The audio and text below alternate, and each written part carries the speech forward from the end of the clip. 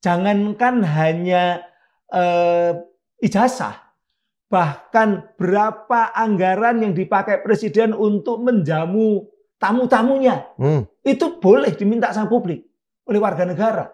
Itu hak publik untuk tahu. Itu people's right to know namanya.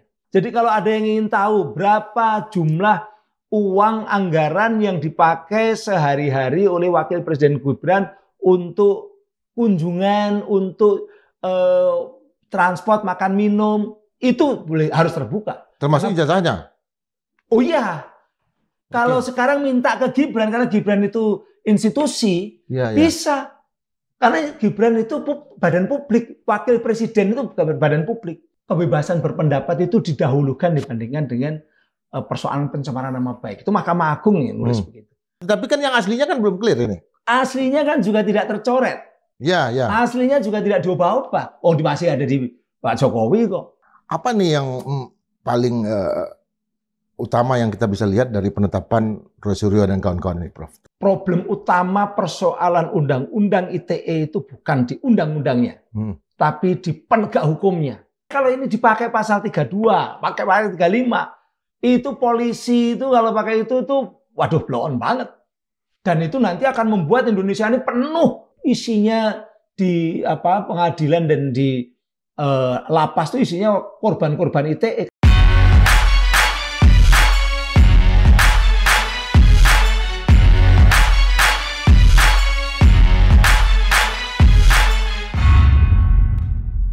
Sobat Madilog, 8 orang sudah ditetapkan oleh Polda Metro Jaya terkait dengan tuduhan ijazah palsu yang ditimpakan kepada mantan Presiden Republik Indonesia, Joko Widodo. Kontroversi terkait dengan pasal-pasal yang digunakan, status hukumnya, dan kemudian bahkan penetapan status sebagai tersangka itu meluas di masyarakat. Untuk mengetahui lebih jauh substansi dari tuduhan yang diberikan, pasal-pasal yang digunakan dalam Undang-Undang ITE, Informasi Teknologi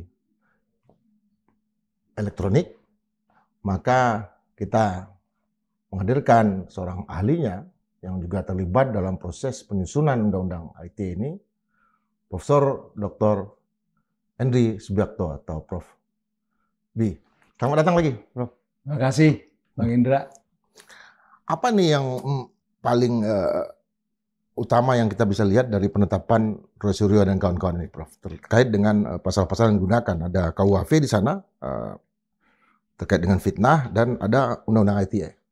Kalau saya sebagai orang yang dekat dengan persoalan Undang-Undang ITE sejak dulu ya, ini lagi-lagi menggunakan Undang-Undang ITE secara tidak benar, tidak tepat, keliru aparat. Dan problema undang-undang di Indonesia adalah penerapannya seringkali tidak tepat atau keliru atau sengaja digunakan untuk kepentingan-kepentingan tertentu, termasuk persoalan ITE ini. Itu yang kesan itu bukan hanya di kasusnya Roy Suryo. Kasus Roy Suryo juga terjadi, tapi kasus-kasus yang lain juga berkali-kali. Dan itu sudah menjadi kesadaran bagi lawmaker, pembuat undang-undang. Makanya kalau kita amati ya, Undang-Undang ITE itu sanksi-sanksinya selalu diturunkan. Kenapa? Karena dari dulu dipakai untuk nahanin orang. Ini untung Roy Suryo ini nggak ditahan. Kenapa? Karena pasal 27A atau pasal tentang pencemaran nama baik, fitnah dan pencemaran nama baik itu yang menggunakan informasi elektronik itu dulu yang 6 tahun sudah diturunkan di era saya ketika jadi ketua Panja tahun 2016 itu kita turunkan jadi 4. Belakangan kemarin 2024 diturunkan lagi menjadi 2. Kenapa demikian? Karena tahu bahwa undang-undang ini selalu kalau sanksinya sampai di atas 5 tahun dipakai untuk nahan. Nah ini enggak. Ini tidak dilakukan penahanan. Karena apa? Karena memang regulasinya udah menjadi 2. Tapi kemudian dimasukkan pasal-pasal yang bisa untuk nahan. Pasal 32 yaitu mengubah, mengganti, merubah, mengurangi informasi elektronik. Lalu pasal 35 memanipulasi informasi elektronik seolah-olah otentik. Itu 12 tahun ini pasal 35 itu. Artinya bisa dipakai untuk nahan, ya kan? Selalu dipakai pasal-pasal yang sanksinya tinggi tapi tidak tepat. Kalau yang tadi pasal 27A masih oke lah.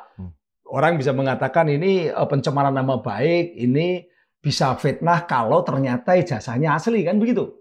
Itu masih make sense. Tapi ketika kemudian pakai pasal 32 dan pasal 35, lagi-lagi terulang kultur aparat penegak hukum kita seringkali pakai pasal-pasal secara tidak tepat.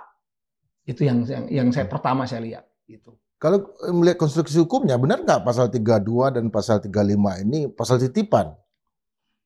Bisa pasal titipan, bisa juga pasal-pasal untuk menjerat supaya bisa nahan. Karena pasal 35 itu sanksinya 12 tahun. Ya. Coba bayangkan, pasal yang seolah-olah orang mengubah sebuah informasi elektronik yang ada di publik. Ini kan ijazahnya Pak Jokowi kan nggak diubah-ubah, ijazahnya. Ijazah sebagai sebuah dokumen otentik kalau dia punya ya, itu kan nggak diubah-ubah. Karena ijazah itu kan dalam bentuk kertas. Kertas yang katakanlah menggunakan semacam tinta ya. Tinta tertentu, kertasnya kertas tertentu, kan begitu kan? Percetakan tertentu. Dengan percetakan tertentu, memiliki nilai tertentu, dan itu memang miliknya Pak Jokowi. Tapi itu kan nggak diubah-ubah. Mau diperlihatkan aja nggak, gimana mau diubah-ubah? Kan begitu kan? Tetapi yang diubah, katakanlah dianalisis, dilihat hurufnya, dilihat logonya, mungkin dibesarkan, dikecilkan. Itu kan foto dari ijazah. Scan dari ijazah yang diupload oleh seseorang. Namanya Dian Sandi. Yang dia mengatakan bahwa ini loh ijazah aslinya Pak Jokowi. Menjelang lebaran kemarin ya. April ya. April itu. Itu kan yang ngupload kan Dian Sandi. Nah, yang kemudian bisa diakses oleh publik, oleh masyarakat, oleh Resmond dan Roy Suryo maupun Tifa, itu kan ini yang diupload ini. Aslinya kan nggak bisa diakses sampai sekarang. Ya itu kan, makanya, nah ini kemudian dia bukan informasi elektronik yang dimaksud oleh Undang-Undang ITE. Yang dimaksud oleh Undang-Undang ITE dilindungi oleh Undang-Undang ITE, dilindungi oleh negara. Itu informasi elektronik yang merupakan milik seseorang, properti seseorang, ataupun yang ada di sistem elektronik yang memang kalau diubah itu merugikan pemiliknya. Contohnya apa, Prof? Contohnya misalnya saya nyimpen password untuk bank saya, telebanking atau e-banking saya. Nggak boleh dong ada yang akses, ada yang ngubah-ubah, ada yang ngambil. Itu bisa merugikan saya. Saya punya tulisan untuk calon saya terbitkan di jurnal Scopus atas nama saya supaya saya bisa katakanlah tetap dapat tunjangan profesor, katakanlah begitu. Atau jadi profesor lagi, Pak. Atau jadi profesor lagi, gitu kan? Itu kan mudah kita simpan ya, disimpan bisa di platform, disimpan di mana. Itu enggak boleh orang ngambil, enggak boleh orang ini karena punya properti saya. Tapi kalau foto saya, foto rumah saya yang sudah ada di Facebook atau ada di Twitter, diubah orang, ditambah-tambahin foto saya, ditambahin kumis. Jadi kayak terwelu, tahu terwelu? Itu sukanya Roy Suryo bilang terwelu. Itu kelinci kan. Jadi kelinci gitu. Itu bukan itu yang dilarang oleh Undang-Undang ITE.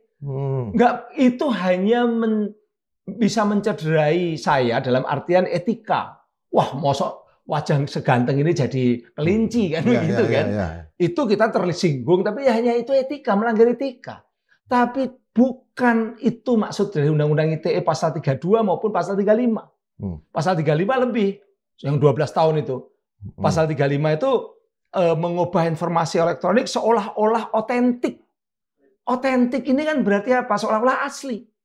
Jadi kalau misalnya password saya diambil terus diaku sebagai miliknya orang untuk seolah-olah asli untuk menipu bank supaya uang saya bisa keluar, menipu mesin saja seolah-olah asli. Jadi dipakai untuk menipu mesin telebanking gitu. Lalu uang saya yang saya simpen keluar. Nah itu kena pasal 35 dan 12 tahun sanksinya. Bukan yang tadi yang wajahnya Bang Indra ada di ini kan ada di Madilog kan sering muncul kemudian ditaruh kumis, dikasih coreng-coreng. itu bukan pasal 35. Ini ngawur kalau itu dikenakan, kalau kena 12 tahun. Itu hanya melanggar etika. Makanya sekali lagi, persoalan pidana itu ultimum remedium. Itu sesuatu yang paling belakang. Kalau sudah memang dia terbukti orangnya melakukan kejahatan, merugikan, nah itu baru. Pasal 32, pasal 35 itu perlindungan pada informasi elektronik, dokumen elektronik yang dimiliki oleh seseorang atau perusahaan atau pihak lain gitu loh. Bukan yang ada di dunia publik. Itu kekeliruan dari asumsi-asumsi yang dipakai oleh penegak hukum, oleh Polda Metro Jaya dalam konteks Roy Suryo dikenakan atau didakwakan atau ditersangkakan kena pasal 32 dan 35. Itu yang pertama. Yang kedua kan pasal 27A. Nah, 27A. 27A itu dulu pasalnya namanya pasal 27 ayat 3. Udah dirubah sama teman-teman terakhir 2024. Berlakunya tanggal 1 Januari 2024. Sanksinya cuma 2 tahun. Yaitu setiap orang dengan sengaja menyerang kehormatan seseorang dengan menuduhkan bukan seseorang, orang lain. Sekarang istilahnya pakai orang lain. Kalau dulu seseorang. Dulu hanya single person, natural person kalau istilah hukumnya gitu. Seseorang harus pribadi. Artinya orang itu yang melaporkan nanti ya. Nanti orang itu yang melaporkan karena namanya disebut. Kalau orang lain? Orang lain itu berarti bisa pengertiannya bisa orang banyak. Cuman kemarin untung Mahkamah Konstitusi kemudian memberi makna bahwa orang lain itu maksudnya seseorang. Oke. Di keputusan MK yang terakhir ya. Karena saya waktu itu juga jadi ahli di MK. Jadi akhirnya MK memperkuat pengertian bahwa harus yang namanya pencemaran nama baik itu pengertiannya adalah yang diserang itu seseorang. Single. Dan itu delik aduan absolut. Harus namanya disebut. Bukan presiden. Presiden itu bukan seseorang. Presiden itu lembaga. Bukan pemerintah. Termasuk pemerintah daerah juga bukan. Jadi kalau ada orang mengatakan pemerintah ini sekarang korup, nggak bisa kena undang-undang ITE karena pemerintah itu bukan seseorang. Ya. Bukan single person, bukan natural person. Ini banyak nih kadang-kadang ini. Nah untungnya Mahkamah Konstitusi itu kemarin keputusannya itu memperkuat asumsi-asumsi yang sudah itu sebenarnya ini bukan hal baru. Mahkamah Konstitusi juga hanya memutuskan itu ya. Tapi baguslah, artinya selama ini yang saya ucapkan di banyak forum diperkuat dengan Mahkamah Konstitusi. Dan waktu itu memang saya juga di Mahkamah Konstitusi tanggal 17 Desember 2024 itu saya menjelaskan tentang ini. Bahwa pengertian teman-teman yang seolah-olah Undang-Undang ITE ini karet itu sebenarnya tidak. Problem utama persoalan Undang-Undang ITE itu bukan di undang-undangnya, tapi di penegak hukumnya. Penegak hukum itu, Mas, itu seringkali punya relasi. Pertama, kalau penyidik relasinya kepada atasan, pasti mereka nurut pada atasan. Itu loyalitas kan. Relasi kekuasaan. Oke lah, itu memang yang namanya polisi seperti itu atau kejaksaan mungkin juga seperti itu. Tapi kemudian bos-bosnya ini kadang-kadang ada yang punya relasi. Bos polisi punya relasi dengan elit penguasa. Dengan elit bisnis. Nah ini yang relasi-relasi ini kadangkala memanfaatkan undang-undang. Tidak hanya ITE, undang-undang apapun. Termasuk undang-undang tipikor. Jadi ada orang yang tidak korupsi masuk. Ditahan, padahal nggak korupsi. Ini kasusnya banyak, Tom Lembong termasuk. Iya. Ini sekarang sedang ribut ini Direktur Utama ASDP. ASDP ya, itu juga sudah sejak awal sebetulnya ya. Kontroversi ya. Banyak gitu. Itu bukan ITE. Karena ITE banyak lagi. ITE itu banyak. Saya aja baru nangani persoalan ITE ini. Nah, problemanya begini. Kalau Roy Suryo karena dia diperhatikan publik, bahkan mungkin juga diperhatikan oleh presiden, gitu kan? Wah, ini menyangkut elektoralnya presiden juga ke depan ini begitu. Ini hati-hati banget gitu loh. Tapi bagaimana dengan kasus-kasus yang tidak dapat perhatian publik? Banyak. Kemarin saya nangani kasus yang di Jakarta Utara, di Pengadilan Negeri Jakarta Utara. Itu kasus korupsi 16 triliun lebih dalam jangka waktu panjang. ada whistleblower yang berani melaporkan ke KPK, ke kejaksaan, tapi KPK yang dulu ya, belum selesai, belum ditangani. Bahkan di kejaksaan pernah sampai ditangani, sampai dicekal pelakunya begitu. Tapi kemudian di freeze karena kejaksanya ganti dan sebagainya. Akhirnya orang itu, whistleblower itu ngomong di podcast, kena ITE. Oke. Kena ITE 10 bulan kemarin. Udah vonis ya? Sudah vonis 10 bulan, ini baru banding. Baru banding, oke. Ya, baru banding kan. Tapi itu kan menunjukkan bahwa orang yang sebenarnya ingin berpartisipasi mencegah korupsi, ingin berpartisipasi untuk, katakanlah ini publik ya, publik berpartisipasi untuk kebaikan negara ini, ternyata dipakailah undang-undang untuk membungkam mereka. Oke, Prof. Kalau kita lihat kan, Suryo. Kalau kita lihat kan yang melaporkan Pak Jokowi nih. Ya. Artinya kalau Prof sebagai seorang Joko Widodo, apa sih keberatannya terhadap apa yang dilakukan oleh Suryo dan kawan-kawan ini, dan kenapa dia ingin ini masuk ke ranah pidana? Pak Joko Widodo jelas dia punya hak ketika memang disebut bahwa dia dituduh ijazahnya tidak asli, kan begitu kan? Memang di dalam hukum, kalau kita mau pakai prinsip hukum, siapa mendalilkan dia membuktikan. Artinya yang mendalilkan bahwa ini tidak asli ya dia membuktikan. Itu memang umum seperti itu.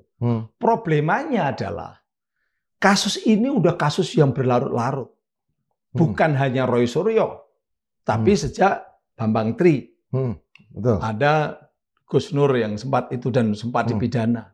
Dan ini sudah menjadi persoalan publik, persoalan negara ya, negara, bahwa rakyat ini ingin tahu. Nah, maka ada etika dalam ketika rakyat banyak ini ingin tahu. Sebenarnya etikanya apa? Etikanya ya buka saja, gitu loh, dibuka saja. Memang kalau kita mau kekekan pakai prinsip hukum, kan hukum itu kan selain ada aturan, di atasnya kan ada moral, ada etika. Kalau ngikuti moral dan etika, buka apa beratnya? Ini bukan aib. Yang dibuka apanya, Bro? Ya nyatanya nggak dibuka. Ijazahnya ya? Iya, ijazahnya harus dibuka. Ya. Gitu. Kalau saya kebetulan juga alumni UGM, Anda tanya tentang saya kasih. Saya buka. Kalau Anda tanya ijazahnya mana, saya buka. Kalau perlu saya taruh di Twitter untuk dianalisis. Bahkan nilai ujian pun kita bisa taruh ya. Mana yang dapat C ya, mana yang dapat A bisa kan? Iya, karena itu bukan mata kuliah ya. Itu bukan sesuatu yang menyebabkan aib kalau itu dibuka. Dan tidak akan membahayakan dalam artian pribadi ya secara normal. Membahayakan kalau memang ada penipuan, itu membahayakan. Misalnya nggak punya ijazah, ngaku punya ijazah, itu ketika ternyata dibuka ternyata palsu, ya itu membahayakan secara pribadi. Tapi kalau dia asli, nggak ada masalah. Itu malah justru akan mengangkat derajat bahwa ini loh benar-benar asli, dan orang-orang yang namanya mereka-mereka yang menuduh ini berarti adalah mereka yang menyebarkan kebencian, mereka menyebarkan fitnah, kan begitu. Tapi kemudian karena sampai sekarang berlarut-larut tidak pernah dibuka, tapi seolah-olah orang-orang yang menuduh itu sudah bersalah. Nah, inilah jadi problema. Di Undang-Undang ITE sekarang, setelah kasusnya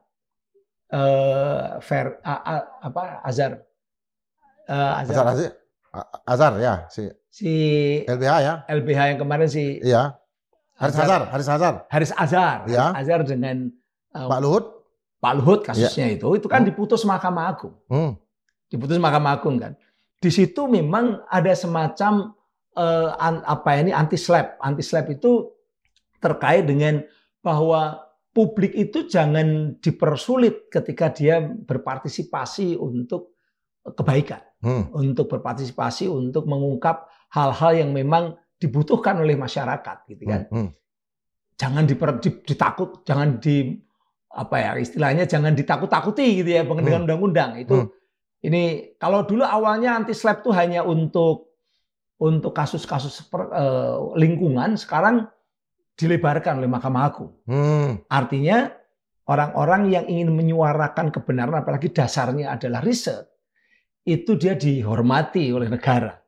Itu hasilnya riset. Kalau boleh refresh lagi, putusannya apa di Mahkamah Agung waktu kasus Haris Azhar? Haris Azhar kan juga kena undang-undang ITE juga. Ya. Awalnya kan, ya. Tapi kan bebas. Bebas akhirnya bebas, ya. Kan bebas. Karena dia menuduhnya itu dengan riset. Oke. Menuduhnya dengan riset. Karena hampir mirip ini. Ya. Hampir mirip.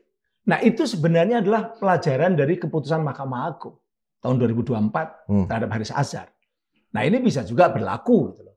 Sehingga mereka-mereka yang menuduh tapi dengan reasoning yang kuat, itu memang sebaiknya jangan langsung melompat, tuduhannya tidak dibuktikan salah atau tidak. Kan kebutuhan ini kan tuduhannya belum tentu benar atau tidak kan? Ya. Belum dia sudah dianggap seolah-olah dia fitnah, melakukan pencemaran nama baik, pasal 311 tadi. Ya. 311, 310 KUHP itu kan 310 itu pencemaran nama baik, 311 itu fitnah. Nah, ini fitnah ini. Ya, seolah-olah dianggap fitnah. Fitnah itu kalau fakta yang diungkap, tuduhan tentang fakta yang diungkap itu terbukti salah dan manipulasi. Tapi fakta, fakta yang diungkap, bukan analisis. Maksudnya gimana? Salah dan manipulasi apa nih? Misalnya, fakta tadi mengatakan bahwa dia tidak lulus. Ya. Pak Jokowi tidak lulus UGM atau katakanlah tidak punya ijazah, itu kan persoalan fakta. Ya. Benar atau tidak? Ya. Maka harus dibuktikan di pengadilan. Gitu loh. Kalau dia ternyata memang lulus, berarti faktanya salah. Itu baru kena defamation atau pencemaran nama baik atau libel. Ya, kalau tulisan namanya libel, kalau dalam bentuk lisan itu defamation. Ya, di podcast itu defamation. Nah, itu tapi harus dibuktikan dulu, bukan langsung belum tanpa pembuktian orang diperlakukan salah begitu. Undang-undang ITE tidak seperti itu. Harus ada primary cases-nya atau katakanlah kasus utamanya itu harus dibuktikan dulu. Gitu. Kan tuduhannya kan dari pihak Rosydo dan kawan-kawan bahwa dengan tidak adanya ijazahnya Pak Jokowi ini, dia menggunakan bahwa dia punya ijazah untuk meraih kekuasaan, kan belum sampai ke arah sana kan? Belum sampai, tapi kan yang harus jadi pokok utamanya kan problema tentang ijazah tadi. Ijazahnya itu dianggap tidak asli atau palsu kan begitu. Ini harus dibuktikan. Dibuktikan di pengadilan, bukan dibuktikan oleh polisi ya. Polisi itu bukan institusi pengungkap kebenaran dalam artian dia final. Polisi boleh saja dia menyelidik, menyidik, hasil-hasilnya kemudian data-datanya, faktanya disampaikan ke pengadilan untuk diuji dengan perspektif dari terdakwa, begitu kan, atau dari ahli, begitu. Itu harus dari dua pihak. Bukan lalu polisi selalu dianggap sebagai final, bahwa kalau polisi mengatakan ini identik asli lalu sudah selesai. Enggak dong, kalau itu polisi dianggap selesai nggak usah pakai pengadilan. Ya kan begitu kan? Nggak ada lagi pengadilan, tuh cukup semuanya polisi saja. Kan tidak seperti itu. Ya. Polisi hanya satu suara sebagai penyidik, kemudian disampaikan kepada jaksa, jaksanya nanti penuntut umumnya kan begitu. Dan itu diselesaikan secara terbuka, equality before the law, ada azas presumption of innocence di pengadilan itu. Nah, ini baru dikonfirmasi dengan data-data yang berbeda dari pihak yang lain. Itu baru hasil, kalau hasilnya benar ya baru itu yang namanya faktanya di situ. Ini meloncat sekarang ini. Tiba-tiba sudah ditersangkakan tuh meloncat. Polisi kan mengatakan bahwa mereka juga menggunakan para ahli, para pakar di dalam proses sebelum mengambil keputusan untuk mentersangkakan. Itu gimana menurut Prof? Hampir semua kasus itu selalu pakai ahli. Sekarang gini, kasusnya Roy Suryo ini kasus besar. Ini terkait dengan politik nasional yang sudah berlarut-larut dalam waktu yang cukup panjang. Maka harus transparan sekarang. Ahlinya namanya siapa? Misalnya ahli ITE-nya siapa? Punya nggak dia itu sertifikat keahlian dari ITE? Karena ITE itu bukan sekedar sama dengan pidana biasa. Dia harus paham betul terhadap substansi maupun juga apa saja yang kemudian harusnya diterapkan dalam konteks Undang-Undang ITE. Pasal 27 ayat 3 atau sekarang 27A ataupun yang tadi. Kok bisa tiba-tiba pakai 32 dan 35 itu ya. sudah tidak masuk akal. Orang ijazah itu bukan informasi elektronik kok. Ijazah mana yang pakai informasi elektronik? Apakah Pak Jokowi itu dulu atau saya juga karena hampir bareng sama saya lulusnya. Itu sama UGM dikasih informasi elektronik bahwa ijazahmu itu dalam bentuk informasi elektronik. Kalau itu ngerubah informasi elektroniknya betul dari otentik jadi berubah. Tapi kan ini tidak. Ijazahnya kan nggak kesentuh. Eranya belum masuk. Belum masuk dan memang sampai sekarang belum. Ada yang sudah tapi masih belum. Baru akan menuju ke sana, ya kan? Itu kalau itu ITE-nya tadi kena pasal 32. Misalnya Bang Indra punya rumah. Lalu rumahnya itu sertifikatnya sertifikat elektronik. Saya dari jauh pakai komputer saya rubah informasi elektronik yang merupakan akta rumah itu tadi yang elektronik. Dari nama Bang Indra jadi nama saya. Seolah-olah asli bahwa rumah itu aktanya atas nama saya. Itu kena pasal 32, pasal 35. Oke. Itu kena. Itu yang 12 tahun ya? Itu yang 12 tahun. Itu namanya kena. Kalau 12 tahun langsung penangkap, langsung ditahan. Langsung ditahan. Langsung ditahan. Ya, karena memang KUHP memberikan kewenangan kepada penegak hukum, APH, aparat penegak hukum, kalau sanksi hukumnya di atas 5 tahun itu boleh dilakukan penahanan. Jadi itu. Tapi kan ini bukan itu yang dimaksud. Kalau yang namanya ada orang nyeken atau memfoto kemudian ditaruhlah itu di Twitter, lalu orang heboh lalu menganalisis, katakanlah dibesarkan, dikecilkan, dikasih garis, itu bukan pelanggaran pasal 35. Makanya kalau ada orang seperti itu, orang mengatakan ini pelanggaran pasal 35, saya mau tanya, dulu belajar ITE-nya di mana? Gitu loh. Artinya Prof secara terbuka ini mempertanyakan pakar-pakar yang iya. Dia belajar dari mana? Gitu loh. Dia tahu dari mana? Ini informasi elektronik itu untuk melindungi informasi yang disimpan orang, yang disimpan suatu lembaga, supaya yang namanya ekonomi digital itu tidak terganggu. Orang bisa dipercaya, orang bisa ngupload, nyimpen dan sebagainya. Tapi kalau foto Bang Indra yang ada di Facebook mau dicoret-coret, foto walaupun itu foto ijazah, nggak ada hubungannya dengan pasal 35 tadi. Itu loh. Makanya saya katakan ini pakarnya dari mana? Ya kalaupun katakanlah apa itu dilakukan proses pencoretan dan segala macam, tapi kan yang aslinya kan belum clear ini. Aslinya kan juga tidak tercoret. Ya. Aslinya juga tidak diubah-ubah. Masih ada di Pak Jokowi kok. Kan begitu, dilihatkan aja enggak kok. Kan begitu. Nah, inilah problema dari persoalan ijazah itu. Makanya sebenarnya menggunakan undang-undang ITE pasal 32 dan 35 itu udah keliru.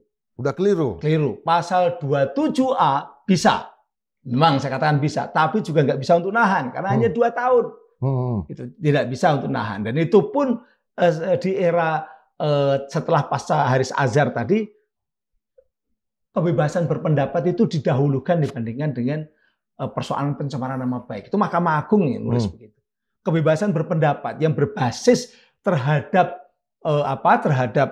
berbasisnya itu di Undang-Undang Dasar 45 pasal 28, 28F ya. Itu memang hak warga negara untuk menganalisis, untuk bicara, untuk berpendapat itu.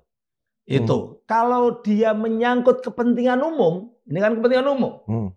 Maka ya kebebasan berpendapatnya itu memang diatur, pakai ITE itu diatur, tapi tidak berarti bahwa belum langsung kena pidana, tidak. Itu harus didahulukan dulu kebebasannya ini untuk kontrol supaya semua orang itu tidak berperilaku melenceng ataupun juga lebih hati-hati dan lebih bijak di dalam menjalankan kehidupan bernegara ini. Makanya ya kalau dalam konteks seperti ini, sebaiknya seperti yang disampaikan oleh Prof. Mahfud, Prof. Jimli Asidiki, kebenaran dari ijazah itu harus lihat dulu. Di tune-nya, di tune. Itu yang pokok. Ya. Kalau benar-benar ini asli, kertasnya ini kan, kertasnya asli, nah baru kemudian orang-orang ini bisa kena. Karena dia ternyata sudah tahu keaslian, ternyata masih ngeyel, dan itu udah rusak namanya, ya itu kena. Mereka bisa dipidana. Menurut Prof, ini ijazahnya Jokowi ini dalam konteks bahwa dia adalah pernah maju wali kota, pernah gubernur, pernah presiden. Ini dokumen publik atau bukan? Dokumen publik. Dokumen publik. Dokumen publik itu yang tidak masuk dokumen publik itu kalau dalam Undang-Undang Nomor 14 tahun 2008, Undang-Undang Keterbukaan Informasi Publik, itu hanya satu pasal. Pasal 17 saja. Dan ijazah tidak masuk dalam pasal 17. Oke. Jadi pasal 17 itu yang menyangkut tentang kalau dibuka membahayakan negara. Kalau dibuka membahayakan privasi individu. Emang kalau sekarang dibuka itu membahayakan privasi kan enggak? Kan saya pakai, misalnya saya kan pakai insinyur. Nah, gelarnya insinyur, saya kan pakai gelar itu. Kan gelar publik kan? Iya. Jadi itu bukan sesuatu yang dikecualikan untuk Undang-Undang 14 tahun 2008 itu berlaku maksimum terbuka, kecuali hal-hal yang spesifik ya pasal 17. Jadi lihat aja pasal 17. Ada nggak ijazah di situ? Nggak ada. Pasal 17 Undang-Undang Nomor 14 tahun 2008. Dan Undang-Undang Nomor 14 tahun 2008 Keterbukaan Informasi Publik itu keluarnya hampir bareng dengan Undang-Undang Nomor 11 tahun 2008 tentang ITE. Jadi semangatnya sama-sama untuk demokrasi, untuk keterbukaan. Jadi bukan yang ini untuk terbuka, yang pasal Undang-Undang Nomor 14 tahun 2008, ITE-nya untuk membungkam, bukan. Ini sama-sama untuk keterbukaan. Ini sama-sama untuk keterbukaan. Tapi ada yang dilindungi oleh ITE. Apa yang dilindungi? Informasi elektronik supaya kalau ada seperti sekarang ini ekonomi digital, orang itu percaya negara melindungi. Tadi misalnya kris lah ya, kris ya. Kris, uang kita ada di bank, uang digital ya. Terus kemudian katakanlah data-data itu kita simpan di cloud supaya data pemerintahan, kemudian data bisnis taruh di situ supaya tidak diintip orang, diambil orang. Itu dilindungi oleh negara, gitu loh. Tapi bukan tadi foto-foto yang malang melintang di media sosial atau di publik, lalu itu dicoret, itu diganti, lalu ribut. Makanya saya tuh mengatakan di banyak forum, kasus mahasiswi ITB yang ada mahasiswi bikin meme antara Pak Jokowi dan Pak Prabowo ciuman. Itu jangan dilihat itu seolah-olah asli. Betul. Bukan itu tujuannya. Yang seolah asli itu yang kalau saya ngerubah akte rumah,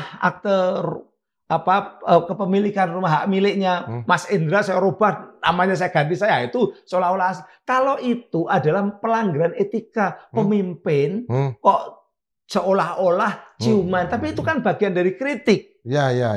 Dia melanggar etika, tapi dia kritik bahwa Presiden ke-7 dan Presiden ke-8 ini terlalu akrab. Lalu digambarkan oleh seorang seniman, mahasiswa seniman, namanya juga mahasiswa seni, rupa ITB kan. Ini kayak orang ciuman, gitu kan. Ya dia kritikan itu nggak melanggar Undang-Undang ITE, tapi dia melanggar etika. Karena dalam etika ketimuran nggak pantaslah pemimpin negara dibikin kayak gitu. Nanti kalau bapak sama ibunya sama orang lain, bapaknya dibuat ciuman sama orang lain, gimana kan gitu? Itu namanya melanggar etika, tapi tidak melanggar Undang-Undang ITE pasal 432 maupun juga pasal 35. Itu. Kalau pakai Undang-Undang kebebasan memperoleh informasi publik, berarti ada hak paksa bagi Pak Jokowi untuk menunjukkan ijazahnya. Kalau Pak Jokowi itu presiden, ya kita lihat sebagai kan Undang-Undang Keterbukaan Informasi Publik yang terbuka itu harus badan publik. Badan publik kan. Makanya yang bisa diminta itu badan publik seperti KPU. KPU harus terbuka, bisa dipaksa itu. Mana kemarin waktu pendaftaran, saya mau lihat asli, makanya diberikan sama KPU karena memang KPU itu badan publik. Bisa juga kepada bukan hanya KPU, tadi apa lembaga-lembaga publik lainnya, yang ada di situ. Nah kalau masih presiden sebenarnya ketika diminta, tapi ini sayangnya kan udah selesai. Dulu sebenarnya ketika beliau masih presiden bisa diminta itu karena presiden itu badan publik. Jadi kalau diminta data-data presiden, jangankan hanya ijazah, bahkan berapa anggaran yang dipakai presiden untuk menjamu tamu-tamunya, itu boleh diminta sama publik oleh warga negara. Itu hak publik untuk tahu. Itu people's right to know namanya. Berarti untuk Wakil Presiden Gibran itu bisa diminta ya? Oh bisa. Jadi kalau ada yang ingin tahu berapa jumlah uang anggaran yang dipakai sehari-hari oleh Wakil Presiden Gibran untuk kunjungan, untuk transport, makan, minum, itu harus terbuka. Termasuk ijazahnya? Oh iya, kalau sekarang minta ke Gibran karena Gibran itu institusi, bisa. Karena Gibran itu badan publik, wakil presiden itu bukan badan publik. Wakil presiden wakil presiden Gibran itu badan publik. Jadi ketika Mas Indra itu sekarang minta kepada PPID, PPID itu setiap badan publik harus punya PPID. PPID Istana misalnya, saya mau minta. Pusat apa? PPID itu pejabat pembuat informasi publik. Oke, PPID. Pejabat pembuat informasi publik. Nah, itu bisa kita minta. Kita minta kepada PPID Wakil Presiden, Istana, Wakil Presiden, mana data-datanya. Satu, misalnya tadi data-data untuk anggaran selama 1 bulan atau 1 tahun yang dipakai untuk kunjungan, makan minum, dan lain-lain. Untuk dilihat ini untuk apa saja. Oh ternyata ketemunya sama orang ini. Oh ternyata ketemunya sama, bisa kelihatan. Yang kedua adalah minta data-data terkait dengan ijazah wakil presiden. Boleh. Boleh. Karena itu bukan suatu yang dilarang oleh pasal 17 Undang-Undang Nomor 14 tahun 2008. Gitu loh. Kenapa demikian? Kenapa dibolehkan? Karena yang namanya keterbukaan itu akan menciptakan orang menjadi lebih jujur, lebih hati-hati. Ketertutupan atau cultural of secrecy, itulah yang memunculkan banyak penyimpangan, banyak korupsi, itu selalu di tempat-tempat tertutup. Publik nggak bisa ngontrol. Sayangnya publik kita yang menggunakan hak warga negara, people's right to know tadi, itu belum banyak. Makanya saya senang kalau setelah pada dengerin podcast ini, minta saja kepada wakil presiden. Kalau Pak Jokowi kan udah bukan badan publik lagi, karena dia udah berhenti dari presiden, ya kan? Ya sekarang anaknya lah, gantian anaknya yang kita minta mana anggarannya yang dipakai selama 1 bulan atau 1 tahun, kemudian mana data-data yang dimiliki oleh pribadi. Data-data waktu dipakai untuk daftar wali kota, di daftar kemudian daftar wakil presiden, itu mana ijazahnya? Ya, dengan ini berarti asumsi yang memperlihatkan bahwa Rosuryo segera jadi tersangka itu setelah justru dia pulang dari Australia yang mendapatkan data-data terkait dengan ijazah wakil presiden itu tidak benar berarti ya bahwa mereka dipercepat tersangkanya bukan karena kasus itu. Bolehlah cari di sana karena itu bagian dari riset. Kan memang namanya akademisi itu kan dekat dengan riset dan tidak boleh orang riset itu kemudian dikenakan pidana. Riset itu bagian dari upaya kayak akademis atau upaya ilmiah mencari kebenaran. Itu dihormati, dihargai, itu bagian dari kebebasan berpendapat juga. Bahkan di luar negeri ya, apalagi di luar negeri kan gitu kan. Tapi sebenarnya ada cara yang lebih mudah tadi menggunakan people's right to know yang ada di Undang-Undang Nomor 14 tahun 2008, yaitu minta kepada PPID Istana mana dokumen-dokumen ijazahnya yang dipakai dulu. Dan itu boleh. Itu juga bagian dari dokumen publik. Karena memang dia udah jadi wakil presiden, dia udah pernah dipakai oleh KPU kan itu data-datanya itu kita minta. Yang nggak boleh itu adalah kalau dia dilarang oleh undang-undang misalnya sakit apa dia. Itu kan karena ada undang-undang kesehatan yang di mana kesehatan itu tidak boleh diketahui oleh publik. Misalnya juga tabungan di bank itu ada undang-undang perbankan yang melarang jumlah tabungan itu diketahui oleh orang yang tidak berhak. Ya, ya. Tapi KPK boleh. Ya, ya. KPK boleh. KPK boleh ya. Boleh, itu kan berhak. PPATK malah tahu ya. Tahu itu Ya. boleh gitu loh. Ya. Tapi kalau publik itu tidak. Tapi kalau meminta PPATK atau meminta kepada KPK untuk mengetahui transaksi-transaksi yang dilakukan oleh pejabat publik boleh. Karena memang ya kita harus bersyukur ya. Indonesia ini udah punya banyak undang-undang untuk membuka supaya masyarakat dan negara ini itu menjadi lebih baik. Negara itu menjadi berjalan lebih baik. Makanya ada undang-undang keterbukaan informasi publik. Itu dulu tahun 2008 itu yang mengusulkan dari masyarakat sipil. Iya. Itu undang-undang keterbukaan informasi publik masyarakat sipil kepada DPR, inisiatif DPR, jadilah Undang-Undang Nomor 14 tahun 2008 berbarengan. Komisinya juga Komisi 1 DPR RI, ITE juga Komisi 1 DPR RI, sama-sama lewat Komdigi atau sekarang namanya Komdigi, dulu namanya Kominfo. Artinya kalau kita udah dapat nih, betullah saya minta ke PPID tadi. PPIP ya untuk mendapatkan ijazahnya Gibran. Kemudian saya udah dapat nih. Boleh nggak itu saya teliti dan kemudian saya mengatakan bahwa ada pelanggaran di sini. Misalnya, ini tidak asli. Bisa nggak? Oh boleh. Nah, menganalisis kan boleh.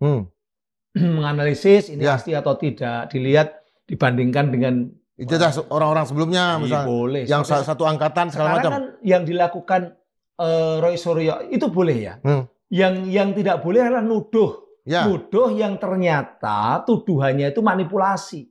Oke. Nah, itu kan tuduhannya. Tapi kalau menganalisis itu kan sama dengan sebuah penelitian. Penelitian itu apapun boleh dilakukan. Walaupun hasilnya mungkin sesuatu yang membuat orang terkejut atau sesuatu yang menyebabkan tidak nyaman bagi kelompok tertentu. Namanya hasil penelitian.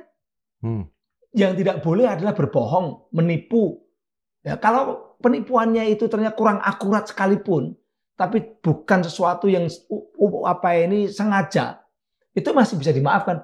Perguruan tinggi, ilmuwan itu salah itu masih dimungkinkan dan boleh saja salah, asal tidak disengaja ya. Tapi kalau udah disengaja itu berarti kan menipu. Yang dilarang itu kan menipu. Ya, saya sebagai orang akademisi kadang-kadang juga bisa salah, manusiawi sekali namanya salah. Tapi nipu enggak boleh, nipu bohong enggak boleh, memanipulasi tidak boleh. Itu yang makanya meneliti boleh, tapi tidak boleh memanipulasi. Sekarang kan yang dilakukan kan sebenarnya meneliti bahwa kenapa ini kok ijazahnya beda, oh ini identik. Polisi juga melakukan hal yang sama, ya kan? Ahli juga melakukan hal yang sama, begitu. Kalau kita lihat kan boomingnya ini kan setelah pasar pramuka ya, ini plat ijazah. Kemudian ada ijazah Jokowi dan segala macam, ada foto dan segala macam. Lalu menurut aplikasi yang dipakai oleh Rosuryo dan kawan-kawan, ini platnya udah berkali-kali, fotonya udah berkali-kali ditempelkan ke sini. Itu yang mereka lihat kan lewat katakanlah Sinar X segala macam. Itu artinya memang wadah ijazah UGM, tetapi siapa yang ada di ijazah itu yang menjadi persoalan. Iya. Kan itu kan. Kan kalau satu ijazah dalam satu semester dibuat oleh UGM katakanlah atau UNER kalau di tempat saya. Saya ini kebetulan dulu pernah jadi wakil direktur Erlangga University Press yang bikin ijazah untuk UNER. Saya pernah di situ. Saya pernah jadi acting director. Direkturnya nggak aktif, saya yang aktif. Itu sekali kita namanya mau wisuda, itu kita bikin banyak ijazah. Dan itu platnya satu. Ya. Platnya kan satu. Ya, pakai sparasi itu platnya satu. Otomatis semua ijazah itu karena platnya satu, pakai filmnya awalnya juga satu. Maka formatnya sama semua, ukurannya kan sama semua. Tinggal nanti diisi aja. Apakah itu ditulis tangan namanya, gitu kan?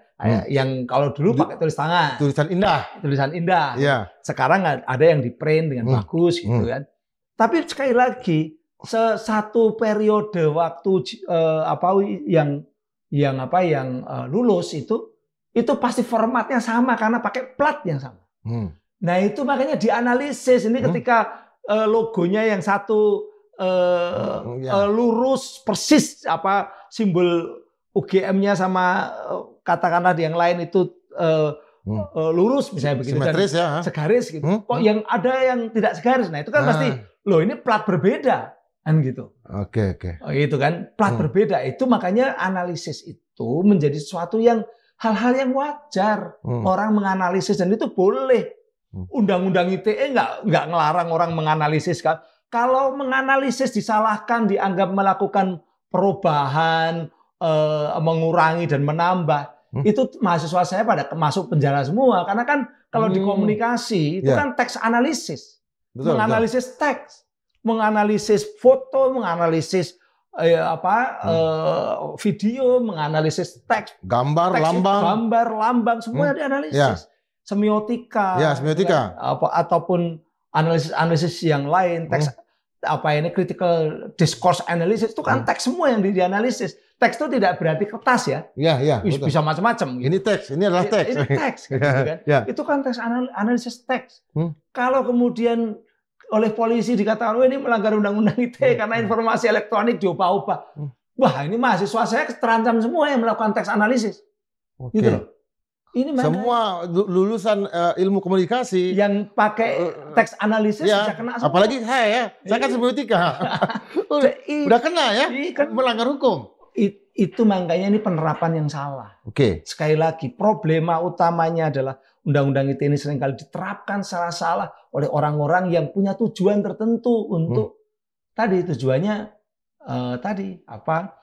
ingin supaya Roy Suryonya kena misalnya begitu. Ya untungnya karena ini dilihat banyak orang, diperhatikan publik, termasuk diperhatikan presiden, saya yakin menjadi lebih hati-hati. Jadi sesuatu yang diperhatikan oleh publik, itu menjadi hati-hati. Cuma sekali lagi masih banyak kasus-kasus yang tidak diperhatikan oleh publik.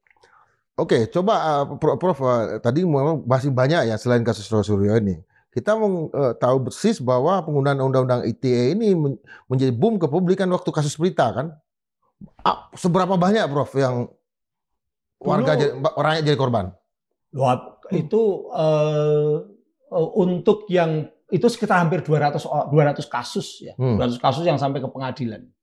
Dan sebagian besar itu selalu ini terkait dengan tadi konflik ada elit atau ada mereka yang memiliki kekuasaan, konflik dengan orang yang tidak memiliki kekuasaan atau di bawahnya. Itu ada kemudian elit ini punya relasi dengan penegak hukum. Selalu begitu.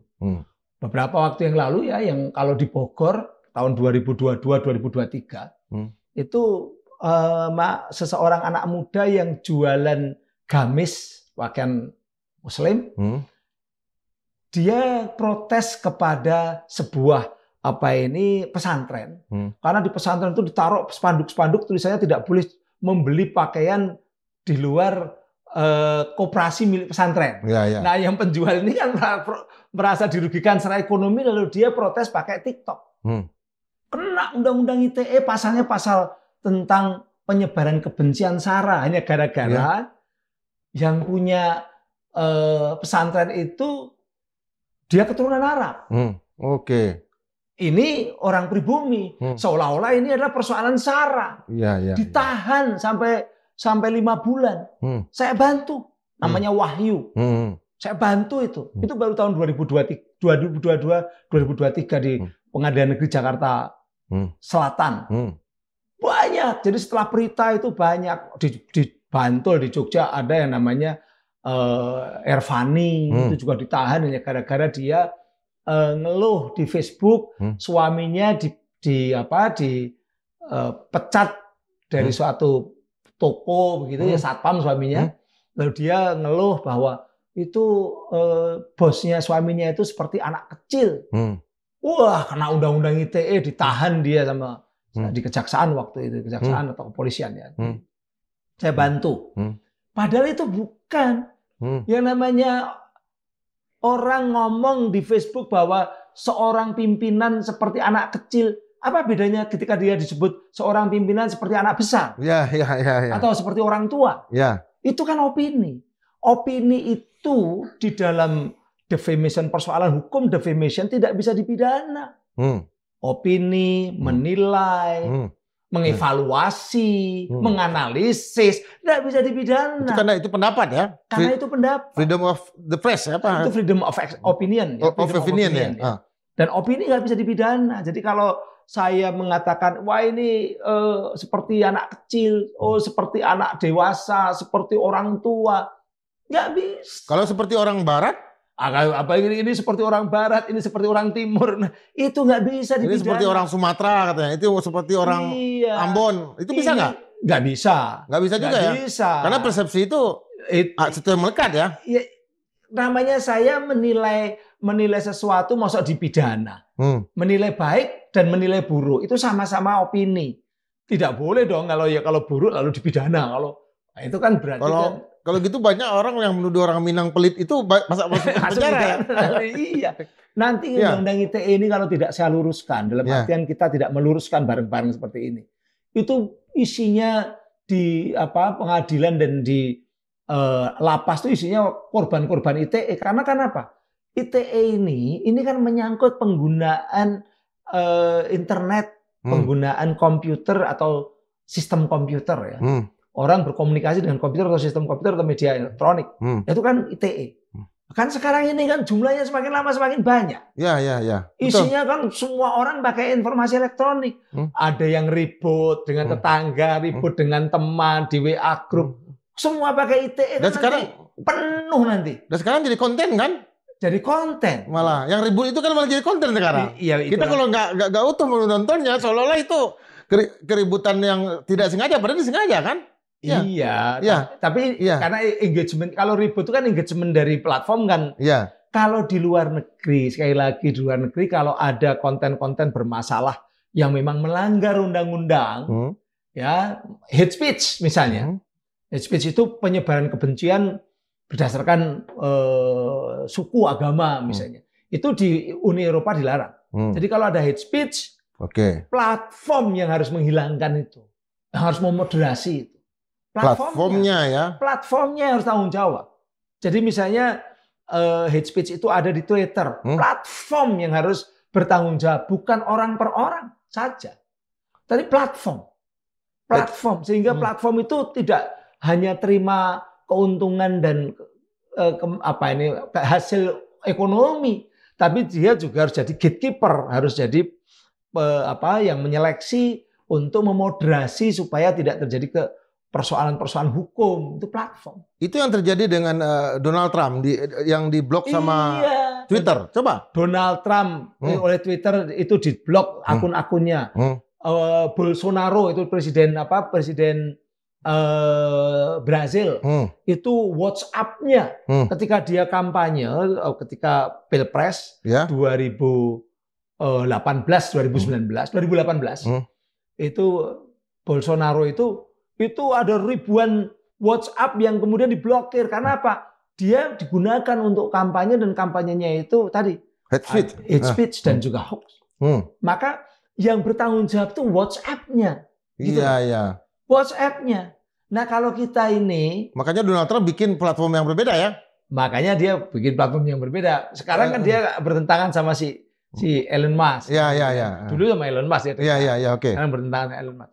Negara-negara yang punya kedaulatan itu biasanya adalah mengatur platform. Oh, bukan orangnya ya, bukan Donald. Artinya dalam kasus Donald Trump kan kita tahu benar itu bahwa dia diblok sama Twitter dan dia bikin sendiri platformnya, di sini dia muncul lagi kan? Muncul lagi. Artinya dia, tapi pengadilan kan tidak memanggil dia. Iya, artinya memang negara-negara yang memiliki kecerdasan untuk meregulasi itu biasanya yang diregulasi adalah platform, perusahaan. Ya, bukan malah perusahaannya dibiarkan seolah-olah dia lepas tanggung jawab, lalu nyari pelaku-pelaku, itu pun hanya pelaku-pelaku yang identitasnya jelas. Kalau pelaku tidak jelas, nggak bisa apa-apa. Nah, kita kembalikan nih Prof, karena udah masuki detik-detik terakhir nih. Kalau Prof diminta menjadi saksi ahli bagi Roy Suryo dan kawan-kawan, apa yang Prof mau sampaikan pertama kali? Pertama, penggunaan pasal-pasal yang salah. Kalau pasal 310, 311, oke, itu KUHP. Tapi itu pun sebenarnya harus di muka umum. Jadi KUHP itu dibuat tahun 1818.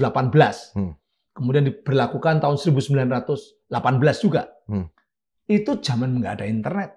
1918. 18 di Belanda ya. Iya. Wetboek van Strafrecht itu di Belanda 1818. Kemudian dengan terus kemudian berlaku di Hindia Belanda 1918. Berlaku lagi di Indonesia ketika kita udah merdeka dengan Undang-Undang Nomor 1 tahun 46. Oke. Tahun 46 dengan azas konkordansi.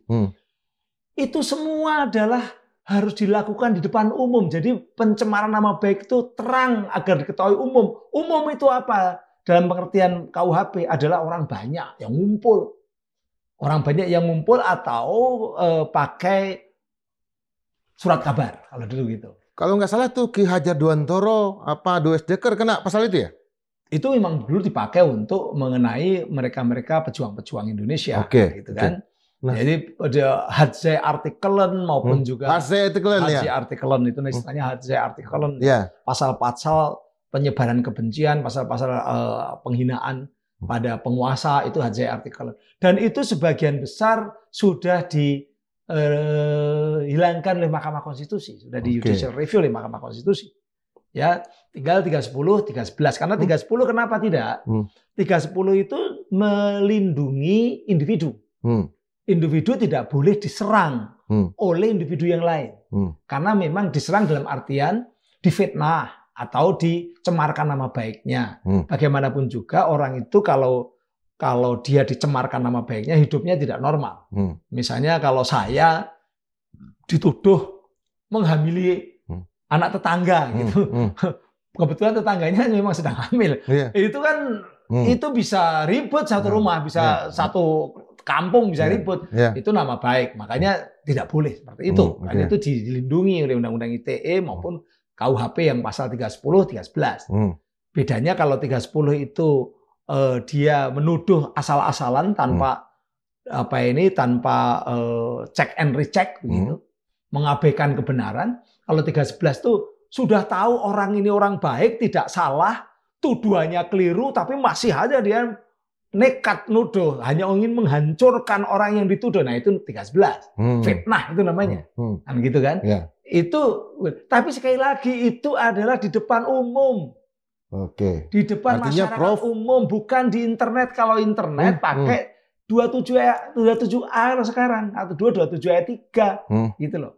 Itulah makanya ini harus semua harus didudukkan. Makanya kalau saya membantu katakanlah untuk kasus ini ya saya tunjukkan nih pasal-pasal ini kurang tepat. Misalnya penggunaan 310 ya harus ada perbuatan di depan umum. Kalau 311 juga di depan umum tapi tadi fitnah. Kalau 27 ayat 3 itu sudah nggak berlaku. Udah nggak berlaku. Tapi kemarin ada pengadilan negeri yang masih menggunakan itu. Padahal ini sejak tanggal 1 Januari 2024 sudah nggak berlaku. Berlakunya adalah undang-undang yang baru. Ini dipakai sama untuk Roy Suryo?